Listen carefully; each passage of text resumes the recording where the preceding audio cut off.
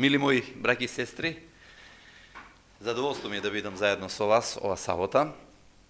Не бев скоро во Кавадарци сабота, претпладне. Бевме на старешинскиот состанок кој беше в февруари месец, која беше Зоран Марцикич тука. Беше тоа недела. Не се видов со повеќето од вас, само со некои кои што биле тогаш.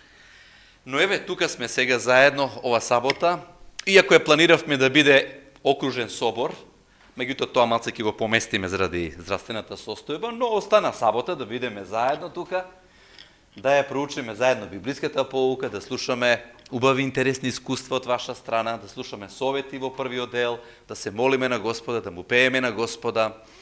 И еве, и во вториот дел да бидеме заедно, да се радуваме.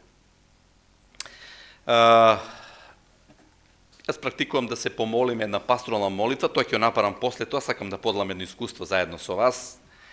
Еве, сега ќе го поделам. Значи, едно интересно, она што е во план и нешто да се направи, и некои информации сакам да поделам, потоа ќе се помолиме и ќе проучиме речта Господова. Од информациите да след овој викенд што доаѓа, треба да ни дојде еден гост одговорен за медија центарот во дивизијата, веројатно ќе дојде и во Кавадарци тука. Тој планира и сабота да биде на некое место, се уште не сме одлучиле каде што, треба да се консултираме, но можно и во Кавадарци да биде, не знам сега. Ќе видиме како, ќе дојде, види медија центарот и она што правиме, така да имат некоја идеја, некој план, значи со тоа. На 26 април ќе имаме семинар за работа со муслимани во Скопје, ќе биде тоа интересно, значи таа сабота во нашата црква во Влаје, ќе го имаме тој семинар. Ние очекуваме да ни пристигне брачниот пар, што требаше веќе да беше пристигна тука, но еве со документација малце некоја ситуација се одложи, но очекуваме штом тој проблем ќе се реши, да братот Серджо заедно со својата сопруга Андријана, која што е таа албанка, тој е бразилец и тој знае албански малце, кој што едно време работеа во Корча во Албанија, да во следните 5 до 7 години бидат тука во Македонија и да работат, значи, со албанската популација и со муслиманската популација, со можност тој мандат од 5 до 7 години да биде продолжен за уште еден мандат од 5 до 7 години, така да тоа ќе биде благослов, значи, кој што очекуваме да се случи. Инаку овој период кога имаме окружни собори наназад, почнавме со Колешино на 1 февруар, беше многу благословено, фала на Господа, значи имавме и крштевање, па продолживме, тоа беше за Штип, Струмица, тој реон, па продолживме на 8 февруари во Битола, за Битола, Прилеп и Охрид. 15 првобитен план беше 15 Кавадарци, па се одложи, празна ли беше таа сабота, 15 февруар, 22 бевме во Шуторизари, за Куманово, Шуторизари, Кадриево и другите места што се тука. За да минатата сабота на 1 март имавме еден благословен окружен собор во нашата црква во Влаје, за скопските цркви Влаје, Вера, Велес, кои што припаѓаат. Планиравме сабота тука, ма ќе го одложиме за некоја друга прилика. Целта на овие окружни собори е повеќе кратна, да се видиме, да се дружиме, да размениме искуства, а највеќе да расте тоа мисионско чувство кај сите нас, затоа и постоиме. Нели така, како црква? Ние не сме само една верска заедница повеќе, него имаме и одредена цел зашто постоиме. А искуството што би сакал да го поделам пред да упатиме една пасторална молитва и да одиме во проучувањето на Божјата реч, е врзано со нашите верници што живеат надвор од Македонија. Вие знаете, последните години голема миграција постои на наши верници и во светот, по другите земји, економските причини и некои други. Така да и доста наши верници, па еве и во Кавадарци, во Скопје, и во Шуторизари, Куманово и други наши цркви, онака отидени се во странство и тој тренд продолжува и понатаму. Една малце поголема група на верници се собира во градот Вупертал во Германија, но не само од Вупертал, него и околни градови тука се и Крефелд, и Дизелдорф, и Менхенгладбах. Така да, значи, тоа бројка значително расте. Кажам, некаде 25 до 30 верници, тоа се една црква веќе онака. И беше идеја уште лани да одам таму да ги посетам, а тоа се претежно од нашиот округ верници од Шуторизари, Куманово, ама тука се и од Кавадарци. Има прилика да го посетам и братот Тизет и сестра Исма, ве поздравија многу, на некои ми испратив и слики, се сеќавате, во посебна здравствена состојба братот Тизет, али ми беше драго, не може да замислам да бидам таму, а да не одам да го посетам. И тие 6-7 дена што ги поминав, втората половина на јануари, од наутро до навечер, тоа 2000 километри направив, онака 10 градови ги посети сите тие што може да ги посетам, што ги знаев. И во сабот имав еден собор, имавме таму. 100 луѓе се собравме. Луѓе, ја немав чувство дека бе во Германија. Или тука некаде по некоја црква во Македонија. Јер скоро 30 верници крстени. Значи, тоа се крстени, плюс некаде околу 30 пријатели имаме. И тоа не било какви.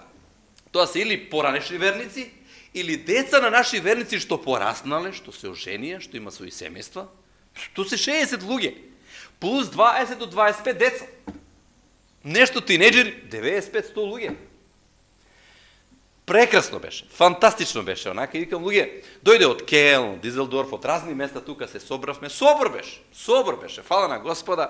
Идеја беше, баш со Михајло зборевме за тоа, многу ве поздрави исто така братот Михајло, вчера се видовме, да одиме таму и да видиме. Прво беше таа средба да ја снимиме ситуацијата каква е. Вие знаете, наша македонска црква имаме во Австралија, но зошто да немаме во Европа некоја наша црква, нели така? Има југословенски цркви во Штутгарт, во Фелбах, во Беч, во Париз, во Англија, там во Лондон имаше, нели, али да имаме и наша македонска. Постојат многу реални шанси тоа да се случи.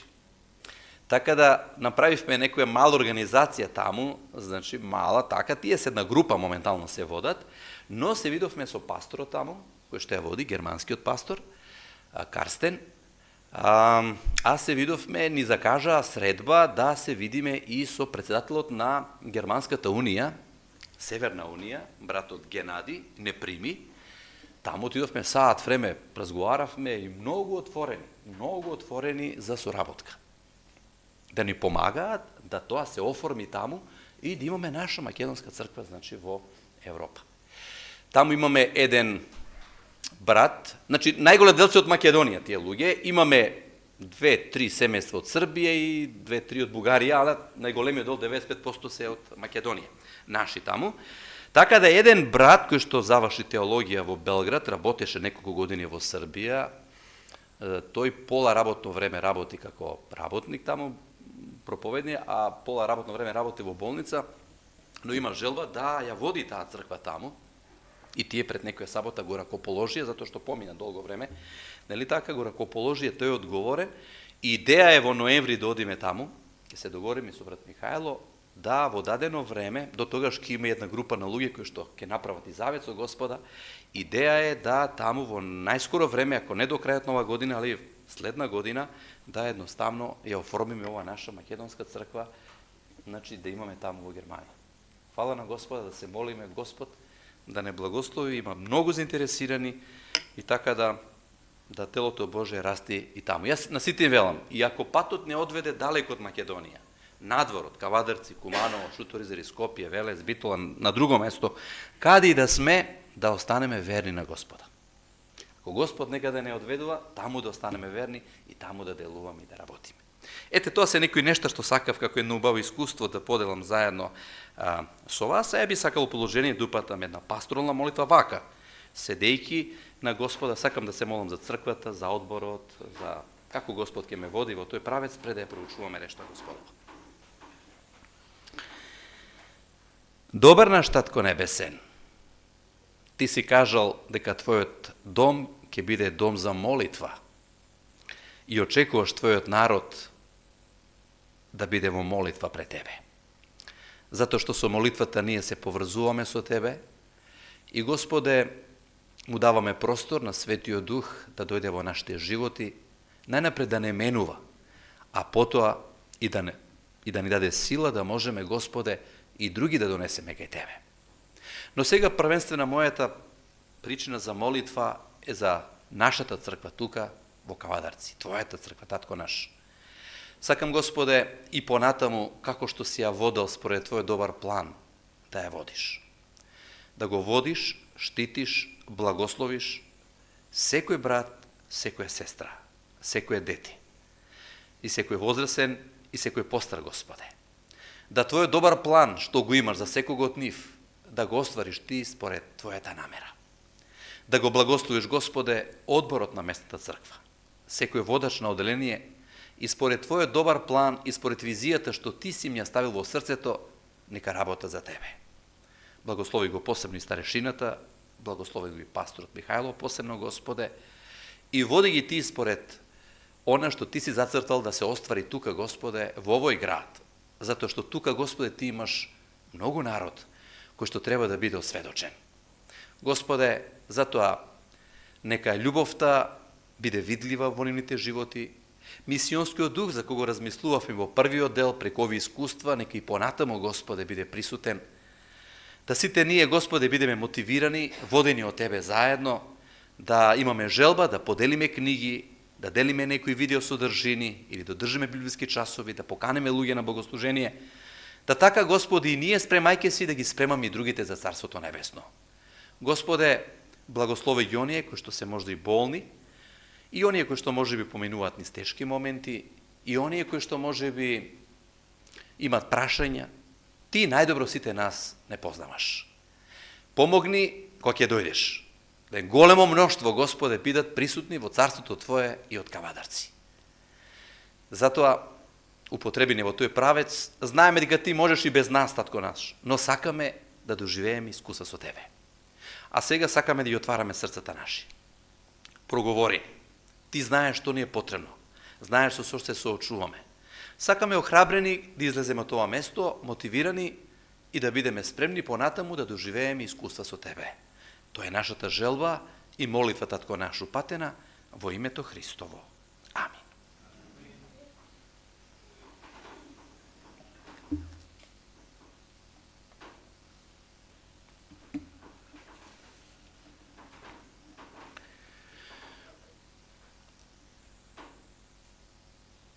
Кое прашање во моментот највеќе те вознемирува?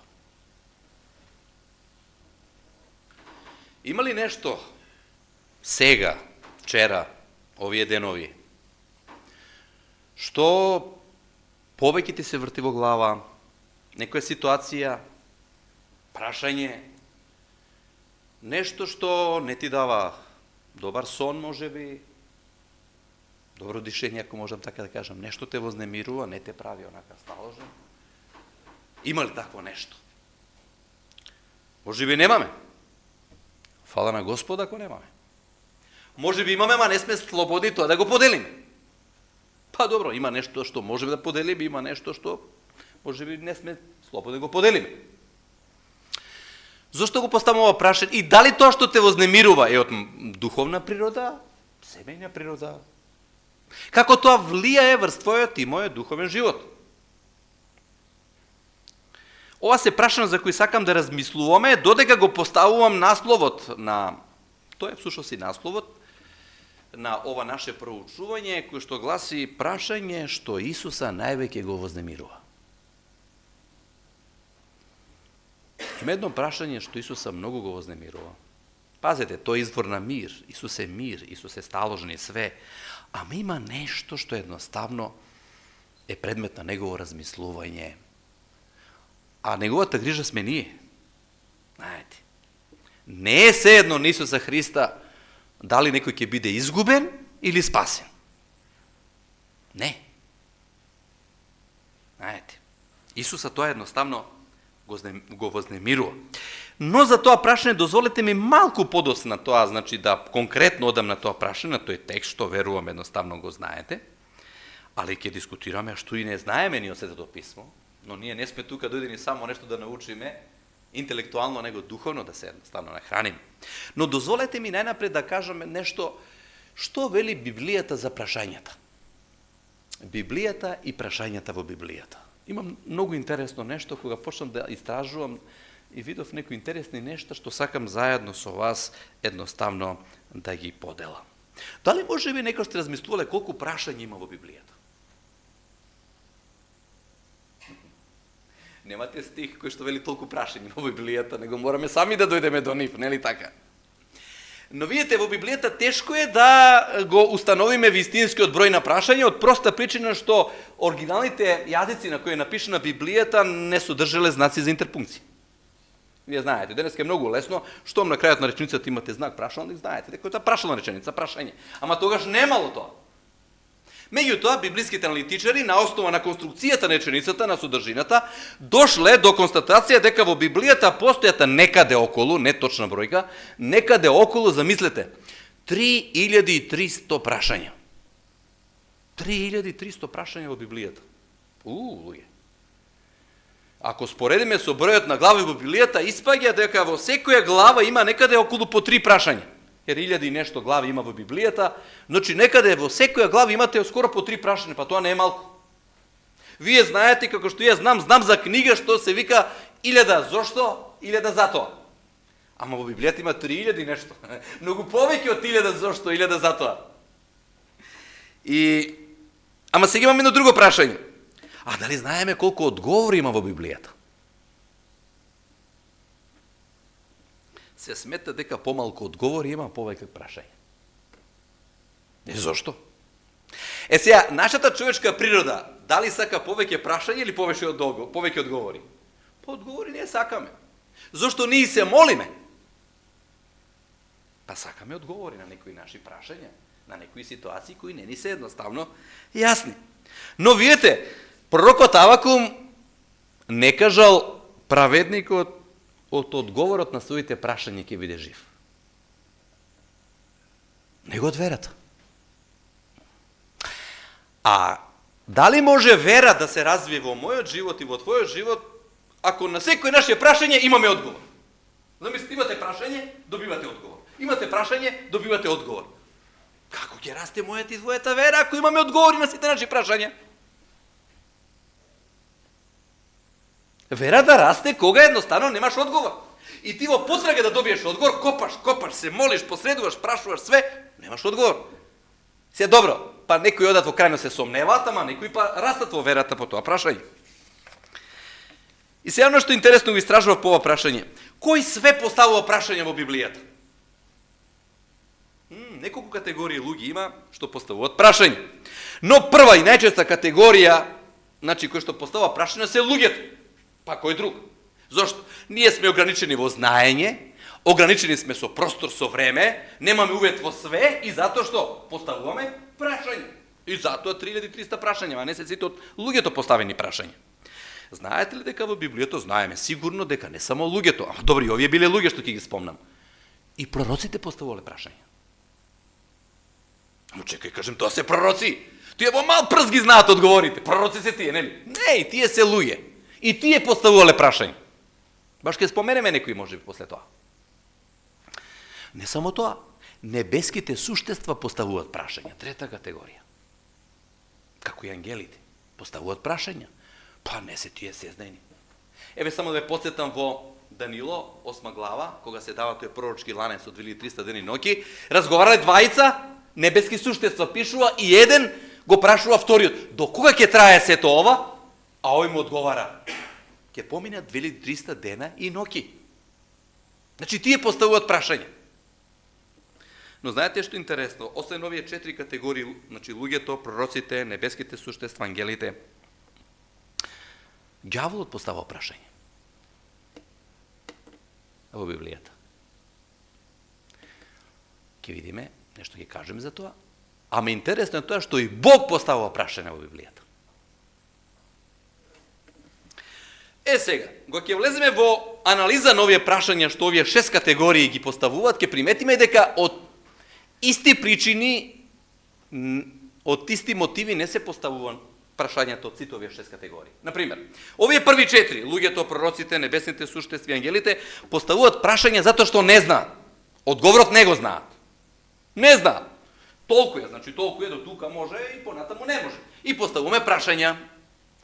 А што мислите зошто ѓаволот поставува прашања?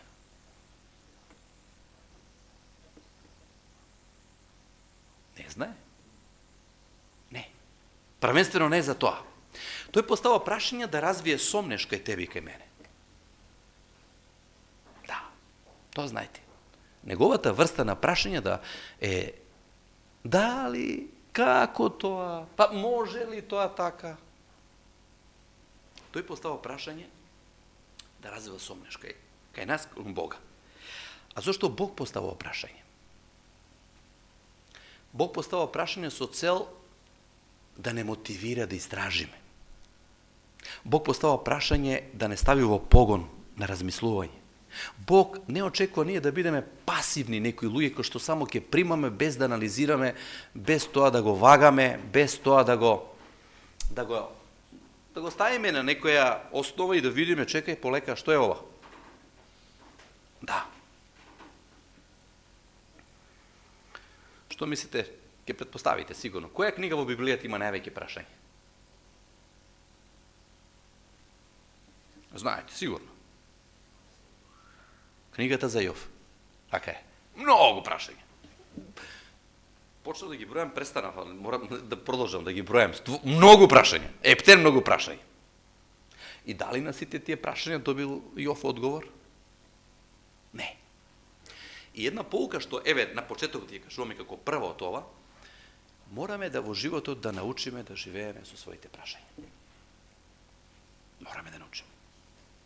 Животот е таков, некаде добиваме одговор, некаде ќе добиеме многу брзо одговор, некаде ќе чекаме со месеци и години, а некојаш ќе го завршиме животот, ќе одиме на привремен починок, ама одговор на нашето прашање нема да добиеме. Да, книгата за Јов. Дали знаеме кој е првото прашање во Библијата што е поставено? Сеќавате? Каде си? Адеме, каде си? Тоа е второ прашање во Библијата. Второ. Да, тоа Бог го поставува. Првото прашање го поставува ѓаволот. Дали Бог, сеќавате 3 глава, 1 стих, тоа е во, после тоа доаѓа одма за неколку стиха Бог го поставува прашањето, но првото прашање го поставува ѓаволот. Дали Бог ви забрани, нели, 3 глава, 1 стих таму. И зошто после прашање? Не знаел? Не, да ја стави во грев, во сомнеш. А последното прашање?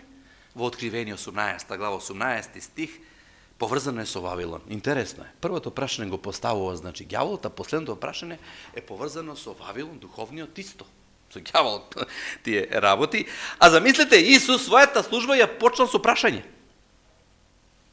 Како младо дете од 12 години дошол во храмот и родителите го барале, нели така, сеќаваме, и дошле и му поставиле и тие прашања, а Исус што рекол? А зашто ме барате на други места? Каде јас треба да бидам? Во домот на мојот татко. И еве на крајот нова анализа пред да одиме на прашањето што Исуса го вознемирува највеќе, еве често поставувани прашања во Библијата. Зар сум јас чувар на својот брат? Да, чува сме. Следно важно прашање. Ако човек ќе умре, ќе оживее ли? На погреби обично такви прашања поставуваме. Еве прашање за младинско одделение. Како младичот ќе го очисти својот пат? Нели така? Понатаму, мисионско прашање. Кого ќе испратам? А кој ќе ни оди? Исаија. Бог поставува прашањето. Еве едно црквено прашање за меѓучовечките односи. Господе, колку пати треба да му опростам на мојот брат ако ми погреши? Еве едно спасоносно прашање, значи сотериолошко. Што ќе направиш со Исуса наречен Христос? Еве едно христоцентрично прашање. Исус вели, а вие што кажувате, кој сум јас? И еве едно прашање за овој свет и за нас. А каква корист има човекот ако го придобие целиот свет, а својата душа ја изгуби? Прашање од $1.000.000 за вечен живот. Учителе добар, што да направам да имам живот вечен? Едно, но прашање предпоследно. Како човек ќе се роди кога е стар? И последно тука, во ова категорија има многу прашања, 3300. Ако е Бог со нас, кој ќе биде против нас? Нели? Ете, тоа се прашањата, значи, и што Библијата вели за прашањата, интересно и ќе ни послужи за нешто, верувам. Но ајде сега да видиме прашањето што Исуса највеќе го вознемирува. Знам дека го знаете, ама да ја отвориме нашата Библија во Евангелието според Лука. Читаме уводен текст, 18 глава. 18 глава и читам овие текстови од првиот стих па понатаму. И еве што ни вели текстот во 18 глава. Повторно им кажа парабола како треба секогаш да се молат на Бога и да не бидат обесхрабрени. Зборувајќи, во еден град си живееше еден судија кој од Бога не се боеше, ни од луѓето не се срамеше. А во тој ист град си беше една вдовица која што доаѓаше кај него зборувајќи: немој да ме дадеш кај мојот ривал, соперник. И не помина многу долго, а најпосле, приметете ова конструкција на реченица, ќе биде многу интересно, една важна порака сакам да извлечам тука. А најпосле си рече во себе овој судија: ако од Бога не се плашам и од луѓето не се срамам. Бил свесен, значи, како е. Но бидејќи оваа вдовица ми досадува, вика, ќе ја одбранам. Ништо не му платила. Ќе ја одбранам, вика. Зошто? Само да има мир. Не сакам да ми досади. И сега Исус на основа на ова кажува: тогаш рече Господ: слушајте го што зборува неправедниот судија. А камоли Бог нема ли да ги избрани или одбрани избраните своји што го молат ден и ноќ? Значи Бог знае кој го моли ден и ноќ истрено. Ви кажувам, брзо ќе ги одбрани. И еве го прашањето што ви е многу добро и јас го знам, што е предмет на нашето размислување денеска и што прашање го вознемирува Исуса. Ама Синот човечки, кога ќе дојде, ќе најде ли вера на земјата? Чувствувате ли колку ова прашање Исуса го вознемирува?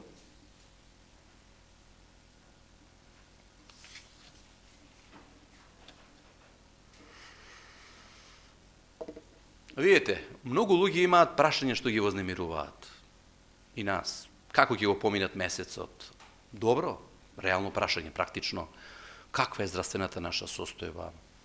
Па како да ги воспитуваме децата? Тоа се многу важни прашања, клучни прашања. Што ќе запишат децата кога ќе пораснат, која школа, што се вработат, кога ќе дое време да се омажат, оженат, секако едноставно, со кого ќе влезат во брак. Тоа се прашања многу важни. Но за Исус ова прашање е најважно. Зошто ако одговорот е негативен по ова прашање, ако Исус не најде вера, нема спасение. Каква е таа вера? За да го разбереме тоа, дозволете ми заедно со вас би сакал во положение да го анализираме профилот на ова жена вдовица, а претходно да го анализираме профилот на судијата.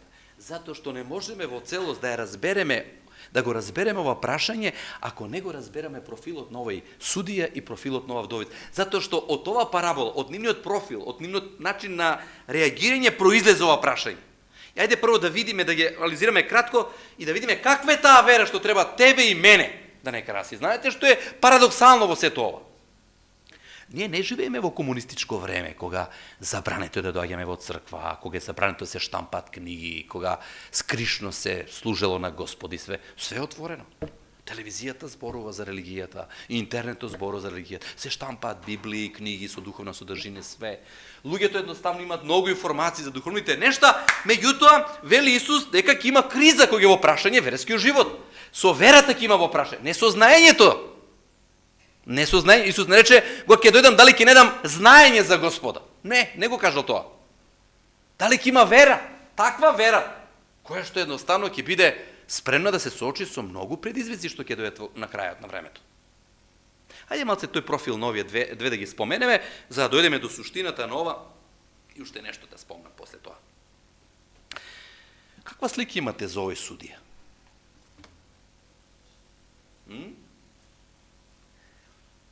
Две карактеристики го опишуваат. Вика, ни од Бога не се плаши, ни од луѓе не се срами. Дали имате полоша можна комбинација? Нема луѓе. А пазете, светот во кој што ние живееме ќе дојде до таков степен. Значи, овој човек е слика на овој свет каде што ние живееме, затоа што вели, првата ангелска вест како вели? Бојте се од Бога. Па зошто ќе му кажеш на некому бој се од Бога, кога тој се бои од Бога? Светот нема да се бои од Бога во последно време. Нема да се бои од Бога. А Бог вели, бојте се, вратете се кај Бога. А овој човек не се бои од Бога, со други зборови, јас сум Бог за себе. Немам некој друг на кого јас треба сметка да му дадам. Што ќе кажам, тоа е. Кога ќе примам денеска во мојата канцеларија, со него. Кој ќе ми плати повеќе, разбирате начинот на размислување на светски луѓе, кој ќе па подбитлив бил, штом не се срамил ни од луѓе, не се плашил од Бога, можете да замислите за каква морална личност станува збор. За каква? Никако. И знаете што е интересно? Два пати во параболата се споменува не се бои од Бога, ни од луѓе не се срами. Тоа е многу важно. Една што го кажува Исус, оно што ја кажува параболата, а втор пат кој кажува? Самиот за себе си кажува. Знаете, тоа е многу реално. Сам да кажеш, па најдобро се познаваш. Тој јас сум таков. Ама бил искрен бар. За разлика од многу што не се, нели така? Тој бил јас сум таков, вика, не се бојам од Бога, не се срамам од луѓе. И сега кажете ми, од таков човек ќе бараш правда? А ова жена, одиме паралелно, бара помош, бара правда, бара од кого? Од човек што од Бога не се бои, ни од луѓе не се срами. Доаѓа кај него и бара помош. И на што наишла? На зид. Колку ли пати била кај него, колку ли го молела, колку ли вапела, а тој вели немам време. Која си ти? Никој ништо за него. Ети. Но се кажете ми клучно прашање. Што го натерало овој човек да биде милостив? Што го натерало овој неправеден судија да ја промени својот став и полека да ги почитува луѓето, да ги уважува луѓето? Знаете? Упорноста на ова жена. Упорноста на ова жена. Упорноста на ова жена. А вие знаете, тоа е карактеристиката на Божиот народ во последно време. Овие две фигури се слика за последното време. Судијата во светот во кој што ги живееме, а вдовицата со својата карактерна особина, стрпливост, упорност, значи кажува како ти и јас треба да бидеме во последно време. Тука е трпението на светиите. Ако го изгубиме тоа трпение, може ли вера да се роди во нашите животи? Како? Замислите после прво, второ доаѓање на ова жена, кај судија да каже, ове знам како е, ништо, готове ќе, не одам кај него. Дали низиниот случај би се решил? Не, а веројатно имала многу голем проблем, што таа сватила дека ако тој не и помогне, никој не може да и помогне. И ако тој не излезе во пресвет, таа ќе се остане во својот проблем за секогаш. И таа свесна дека удира со глава во зид, али удира. Удира. Па веројатно зидот ќе попушти. И попуштил зидот. Зидот попуштил. Да, зидот попуштил. Ќе се вратим на тоа уште една мисла. Ајде ги анализираме зборовите на овој судија. Вика, а најпосле си рече во себе. Ова е многу сега важно, ви кажав да внимавате на ова. А најпосле си рече во себе. Видите, во Библијата имаме две врсти на комуникации. Една е позитивна, една е негативна. Позитивната комуникација е комуникација со Бога. Кога човек се моли на Бога, кога клекнува на своите колена се моли на Бога, или кога ги дига своите раце кон небото и се моли на Господа, кога седи или се моли на Господа, значи кога човек разговара со Бога, тоа е позитивна комуникација. Знаете што кажува тоа човекот? Бог ми е потребен, Бог е најголем, од него ќе барам помош. Тој ја знае мојата состојба, со него ќе влезам во заедница. И сваќа човекот сам дека не може и му се обраќа на Бога. И Бог не храбри така да направиме, да се молиме, да се молиме. Ама има и втора комуникација во Библијата, негативна. Кога човек не се обраќа на Бога, кога разговара сам со себе. Не во она позитивна смисла да критички да змислуваш сам за себе, не. Сам со себе, не ми треба Бог. Сам со себе. Што направил овој судија? А најпосле си рече каде? Себе си. Јас сум Бог, сам себе ќе се прашам. Ако јас сам одлучам, така ќе направам. Ако сам не одлучам, нема да направам. Ајде да ве потсетам сам. Имаме ли уште примери во Библијата кога секој сам така разговарал со себе? Зевете го Навуходоносор 4 глава. Излегува тој во градината и го гледа Вавилон, вели, нели е и сам се зборува со себе, пишува текстот, сам се зборува со себе, вика, нели тоа Вавилон што јас го направив? И почна што? Што почна онака, значи? Почна се возвеличува, почна се возгордее. Каде тука Бог? Каде се ништо? А имали искуство, 2 глава помината, 3 глава помината, Бог делувал. И после тие зборови вика, што постанал? Животно. Да, после тие зборови. Кога едноставно се возгордел. Чекајте, кој уште зборувал со себе си, како завршил? Оној човек на кого му родила нивата, се сеќавате? Вика, на еден човек, Богат му родила нивата и си рече во себе си. Приметите таа реченица, и си рече во себе си. Не клекнала своите колена, каже, охо Господе, ти благодарам што даде дожд, сонце што пушти, што чуваше од арами, што ми даде благослов да го имам. Никаде во тој извештај немате тој еден збор на благодарност. Не. Него што? И ова мене е многу интересно кога тоа го читам како благеник, вака интересно. Приметите кој збор прв го кажал овој човек на кого му родила нивата? Вика, немам. Приметете? Немам, вика, во што да го ставам својот. Немам. Што е тоа што луѓето едноставно се богати? Тоа во гените ми да кажат немам. А замислите му родила нивата толку многу, вика, немам. Така вели Лазар, немам, вика. Видите, ама вика, видите, и тој вели, што ќе правам, има мака, има проблем. Ќе ги рушам житниците, све, тоа ќе направам поголеми, ќе собирам со имање и ќе кажам на својата душа, не на Бога. Разговара со себе. Јади, пи. Хедонистички начин на живот. Имаш, да, колку? И сега пазете, легнал, си ги облекол пижамите, отишол во спална соба да лежи таму и наутро рано да стане, треба мајстори да најде, да му руша тоа, да направи нови. Легнал и тука некаде, не знам точно кога, ама можда е 12, 1, 2, 3, и кој му се јавува на сон? Оној со кого не сака да разговара. Бог. И како му се обраќа? Безумниче. Како бе безумник? Тој човек, знаете кој памет треба вие да имате да планирате толкова нива да посеете, што семе да посеете, па да го одгледате тоа, па да тоа памет ви треба. Му вели безумниче. А Исус никош не греши кога кажа безумниче, вика. Ете, вика, ова ноќ ќе ти биде последна ноќ во твојот живот. А тоа што си го оставил, за колку ќе остане? Видите ли кое прашање него го вознемирило? Како да направам поголеми житници? Како? Ама разговарал со себе. Да разговарал со Бога и би живел, тоа беше последна ноќ во неговиот живот. И би живел и се би било другачие. А од каде потекнува се тоа, луѓе? Да разговараме сами со себе без Бога. Од ѓаволот. Читайте Исаија 14 глава. Што пишу? А си рече во срцето свое. А си рече сам на себе. Од него. И затоа во 5 Мојсеева, Мојсие кој ги советува изоците вели, немој, вика, да зборуваш во себе си, 5 глава 18-19 стих. Овие мои раци го направија тоа, вели, него сети се на кого? На твојот творец којто сето тоа едноставно тебе ти го дал. Да заокружам. Значи, овој судија е лик кој што не се бои од Бога, кој што не го смета Бог за врховно суштество, кој што себе си смета дека е Бог, и тој е ставен на пиедесталот тука на царската столица седи и никој нему е равен. Тој кој ќе пушти, кој нема да пушти ништо. Ама во еден момент упорноста на жената, упорноста на ова вдовица била пресудна да го промени и срцето на еден таков човек. Исус вели, ако ме прашувате каква вера ви е потребна во последните денови, како што имала вера ова вдовица. А знаете што значи тоа? Таа знаела што сака. Кога ќе знаеш што сакаш, кога ќе знам што сакам, тогаш се е другачи. И на мисионски план, имам цел, Господе, овој мој комшија, тоа беше идејата на старешинскиот состанок, тоа ја промовираме овие години, да едноставно дојдеме бар до еден, секој од нас бар еден, да досегнеме бар еден. Господе, сакам овој мој комшија, да го досегнам едноставно, да дојде тука, да биде мој брат, да има истата надеж, истата вера, како ја што имам, да едноставно те чекаме на небесните облаци. Кој имаме едноставно цел, ние се борим, ние сме упорни, ние све ќе направиме тоа да го достигнеме. Но кога немаме цел, која мотивација ти и јас ќе имам да се борам?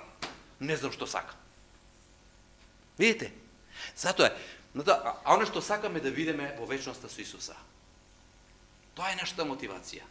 Ама ако за тоа е мене добро, зошто тоа не го поведа мојот комшија, мојот пријател, мојот татко, мајка кој не е обратен, мојата сопруга, мојот сопруг, не знам кои се, имаме деца, не обратени, Господе, да бидеме во царството Твое. Исус е заинтересиран за тоа. Дали знаеме што сакаме? Дали се бориме за тоа што сакаме? Дали веруваме во тоа што сакаме? Тоа се прашања што Исуса едноставно го вознемируваат. Сега копав по духот на пророштвото, исто така да добијам одговор на ово, уште две работи сакам да спомнам, многу важни се, да ги поделам заедно со вас. Ме интересира ше прашањето, зошто на Божиот народ во последно време ќе му недостасува вера? Има ли некаде запис? Духот на пророштвото пред се, по Библијата секако онака, зошто? Што е тоа што ќе го кочи Божиот народ да не развие својата вера како што би требало?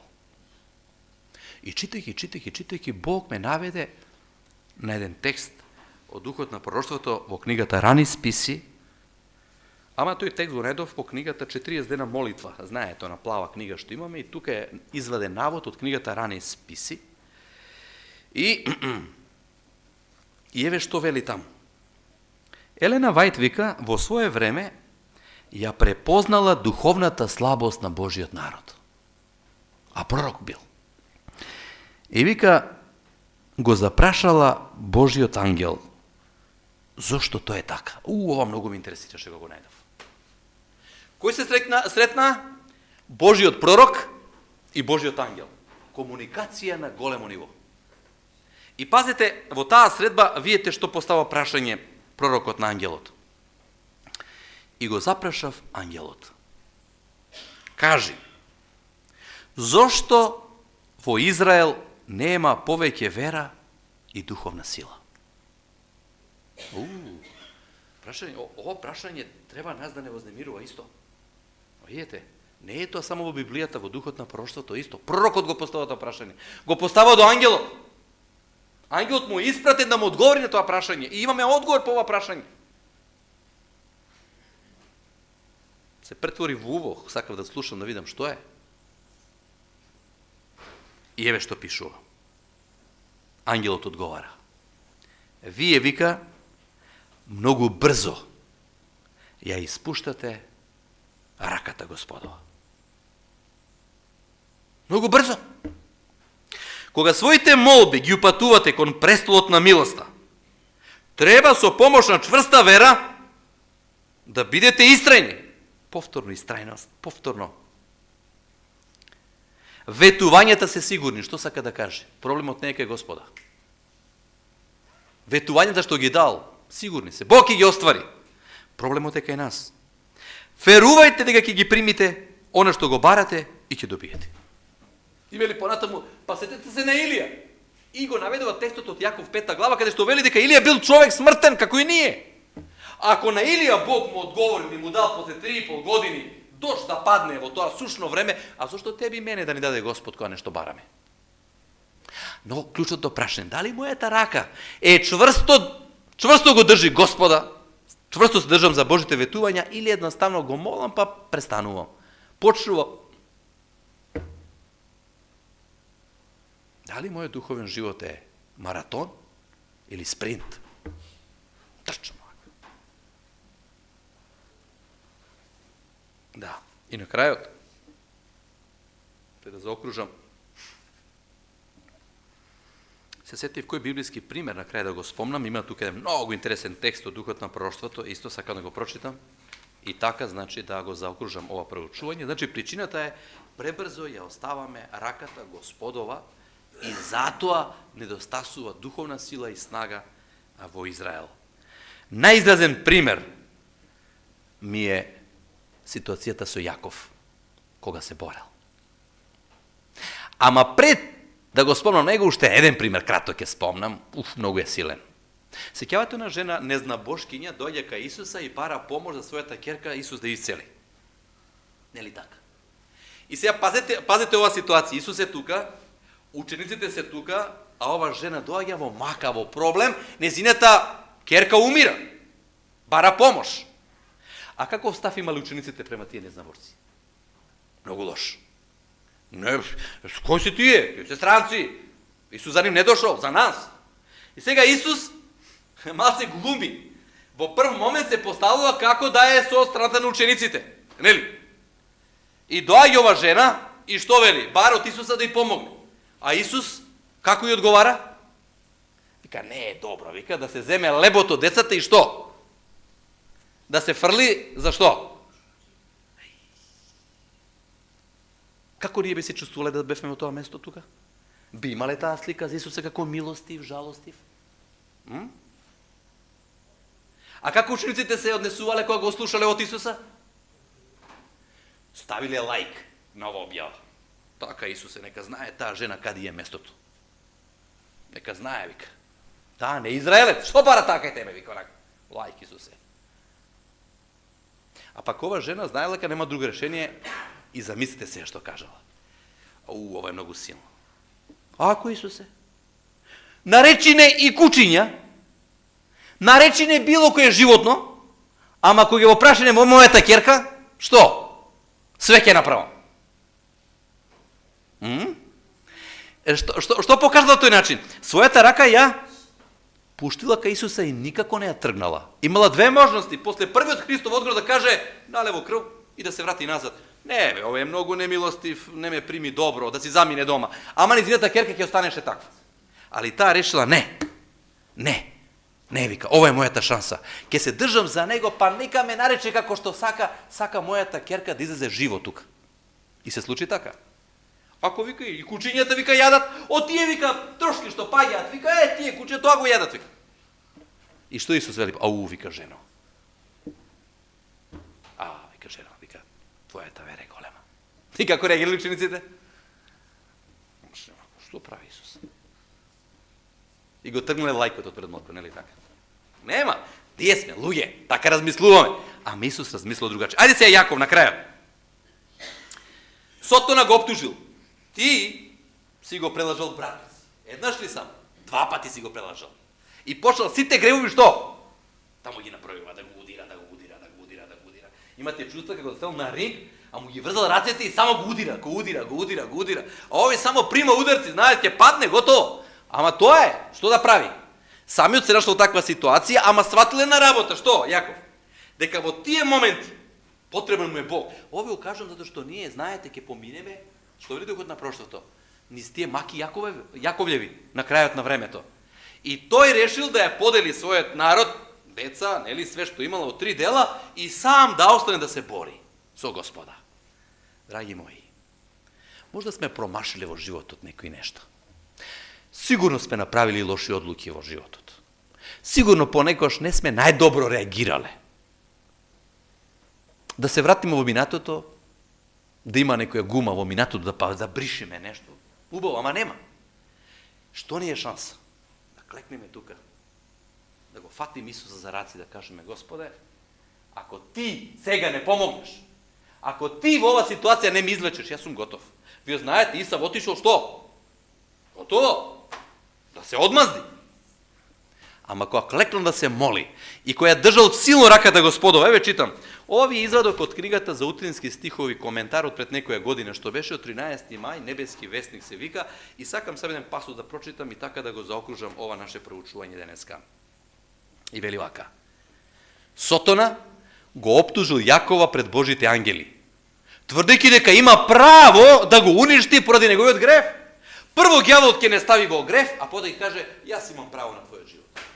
Ете, прво ќе те мами да го направиш гревот, а потоа ќе каже: сега јас ќе те осудам за тој грев. Еве го тој. Што викаме ние, не рани мајко, да. И вика, ѓаволот влиел на Исав да крене на својот брат. Гледате ли? Прво го натирал да го излаже братот, потоа да побегне, потоа да ја покрени мајката да му даде друг совет, и никош повеќе не го видела. Сега да го покрене братот, направил семеен проблем. Огромен. Видите непослушноста, кои све проблеми. И сега и братот, ајде, вика, одмазди се. Сега ти е прилика, Исаве, да се одмаздиш. А што направил Јаков сега? Во долгата ноќ на борбата на овој патриарх, Сотона се трудел да му наметне чувство на вина. Колку пати тој се труди кај тебе и кај мене да ни стави чувство на... Пазите, затоа што сме го направиле. Пазите, тој не го измислил тоа. Тој не натерал, ние сме одлучили да го направиме тоа и сега чувство на вина. Зошто? Еве го нека. За да го обесхрабри, само да изгуби поверение во Бога. Затоа што знаел ѓаволот, ако остане тој тука на своите колена и да се бори со Бога, ќе биде победник, што и бил победник, потоа и Јаков добил име. Ама ако успее да го тргне од молитва, и Исав ќе му дојде, и нема да бара Божја помош, и тоа ќе беше... А пазете, во крајна ситуација, од кого Месија треба да се роди? Под него. Секојаш ѓаволот удира на Божиот план, да го уништи. Ама еве го клучот на крајот. Клучот што го направил Јаков. Јаков во својата мака се фати за ангелот. Се фати за ангелот. Еве, се фати. Што вели таму ангелот на пророкот? Зошто нема вера, слаба вера? Затоа што вика, вие Ја фаќате Божјата рака и ја пуштате, веки, затоа ви недостасува вера. А сега Јаков ја фаќа Божјата рака и не ја пушта. Не ја пушти. Што му вели? Не те пуштам, што? Додека не ме благословиш, додека не сум сигурен дека мојот греф е опростен и дека моето минато е решено. Има мака, Господе, моето минато ме прогонува. Ме прогонува тоа минато, толку е силно, немам сила и снага. Чувствувам како дехидрирам, затоа што минатото е против мене. И како ќе живеем во сегашност и во иднина кога минатото сака да ме удира. Те молам, помогни ми. Дај ми ја својата сила и снага. Вапел, плачел. А што му велеги? Пушти ме, вика, Зоре веќе, мора да заминам. Не те пуштам, вика, не ме благослови. Ама ќе те удрам, удри. Ама ќе те удрам, удри, вика. И сега поставам праше за нас. Каде све, драги мои браќи и сестри, Бог треба да удри во нашиот живот? И дали сме спремни да му дозволиме на Бога, како што Јаков му дозволил, да удри некаде во нашиот живот, за да не опамети? Да не опамети за некој нешто. Удри, вика. И се видела последица од ударот Божји. Ви знаете. Како имал последица? Не можел да оди добро. Господе, ако тоа е патот, направи го. Да. И вика, вапел, на крајот последна реченица, вапел, се додека неговата молитва не била услишена. Завршувам. Драги мои, вера е возможна. Па ако нема вера, нема спасение. Без вера невозможно да му годиме на Бога. И ѓавол знае дека верата е клjuč што го имаме, за да бидеме спремни за небото, и ќе удира во твојата вера, во мојата вера. Ќе удира во твојата истрајност, во мојата истрајност, да не бидеме истрајни, да бидеме онака површни, да не се бориме за тоа што сакаме, да равнодушноста едноставно не обзеде. Ама Бог вели, нема да постигнеш тоа што е потребно за спасение. Затоа, драги мои, ве повикувам сите нас, му кажеме на Господа, Господе, научи ме како да се држам за Тебе. Често пати знам да се држам за себе. Често пати знам да зборувам сам со себе, како овој судија. Но научи ме како да разговарам со Тебе во молитва. Како да ти дозволам едноставно ти да го обликуваш мојот живот. Јер ја што можам да направам, само да направам бели проблеми, да се доведам во тешка ситуација како Јаков што се довел. Но те молам, кога сум во таква ситуација, помогни ми. И Господ е спремен да ни помогне. Затоа, драги мои, прашањата што моментално не вознемируваат, имаат решение во Исуса Христа. Ако бараме Господа во молитва, тоа ќе го направиме и после завршната песна што братот ќе најави, и во својот дом го ќе одиме дома лично, одвојте време насамо, така седнете, размислете и Господ да ни даде на сите нас едно убаво искуство. Амин.